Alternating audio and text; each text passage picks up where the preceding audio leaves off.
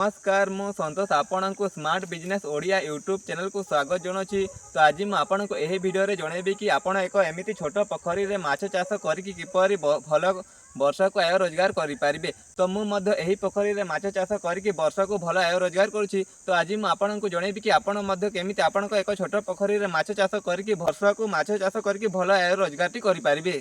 प्रथमे जानिबा कि आपण पोखरी को माछ चाष योग्य किपरि करिवे। तो आपण प्रथमे पोखरी रे थिबा अदरकारी जिनिस गुडी को सफा करिवे। सफा कर सारला परे आपण पानी रे चून देबे। चून देबा द्वारा आपण को जो पोखरी रे थिबा कीटाणु गुडी को मरि जाइथा ओ पानी रो पीएच स्तर मेंटेन रही थाए।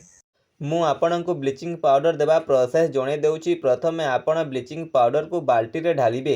ढाली सारला परे बाल्टी रे पानी दे ताकू भल भाबरे घोड़ेबे। घोड़े सारला परे ताकू किछि समय रखिबे। रखि सारला परे पोखरी भितरे झिटिबे। भल भाबरे झिटिबे। आपण जेते भल भाबरे ब्लीचिंग पाउडर को पोखरी रे देबे कीटाणु सेतिकी मात्रा रे मरिबे ओ पानी सफा रहिबो ओ आपण को पानी रो पीएच मात्रा मध्य मेंटेन रहिबो। मने रखंतु आपण पोखरी रे प्रतिदिन 6 ରୁ 7 घंटा सूर्य किरण पड़ुवा दरकार। सूर्य किरण पड़ा द्वारा माछर ग्रोथ शीघ्र होता है।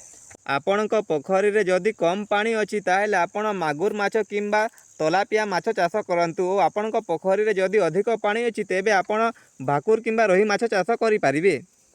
जाँला माछ छाड़ीबार प्रक्रिया सबुठु गुरुत्वपूर्ण जिनिस हेउछि जाँला माछर तापमात्रा पोखरीर पानीर तापमात्रा सहित समान किपरि आपण करि पारिबे। तो आपण जाँला माछ थिबा पॉलिथिन को किछि समय पानी ऊपर भसाई रखंतु। एमिति कले आपण जाँला माछ और पोखरीर पानीर तापमात्रा समान होई जिवो। माछ किछि भी मरिबो नाही। आपण सबु माछ ठीक रे रहिबो। तापमात्रा समान हो सारिला परे आपण माछ थिबा पॉलिथिन को पानी भितरे नहीं खोली दियंतु। एमिति कले आपण माछ मरिबो नाही। खाद्य और स्वास्थ्य परीक्षा माछंक वृद्धि पाई खाद्य बहुत जरूरी होता है। माछ पाई बाजार रे मिलुथिबा फ्लोटिंग फीड दे पारिबे। से खाद्य खाइले माछ बहुत समय बंची पारिबो। से खाद्य नष्ट हुए नहीं। और माछ को सकाले और संध्यारे 2 थर खाद्य खाइबा को दियंतु। किंबा आपण पोखरी रे कई फूल किंबा घास लगे पारिबे जेउथिरे कि से घास गुडी को माछ खाई बंची रहिबो और आपणक फीड कॉस्ट मध्य बहुत कम आसीबो।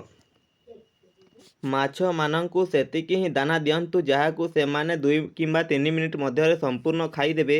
अधिक खाद्य दियंतु नहीं। जदि दाना पानी उपरे भासुची बा तले बसी जाउची तेबे बुझी जानतु जे आपण अधिक खाद्य देउछंती।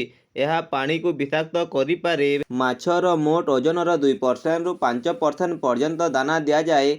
पाग अनुसार जदि पाग बहुत ठंडा अच्छी बा आकाश मेघुआ अच्छी तेबे खाद्य कम दियंतु। कारण एही समय रे माछ मानकर हजम प्रक्रिया धीर हो जाए।